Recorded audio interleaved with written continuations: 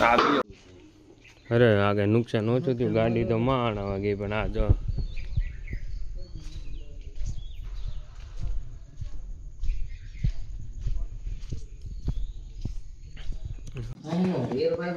અહીંયા ગાડી હતી અમારી અને રાતે અચાનક જ તે બ્લાસ્ટ થઈ. અમારા ઘરની હાલત અત્યારે સવારના 4 વાગ્યા છે.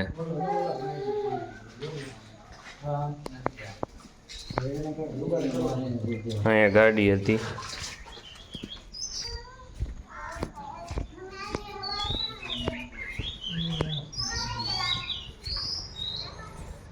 ગાડીની હાલત જોઈ શકો છો.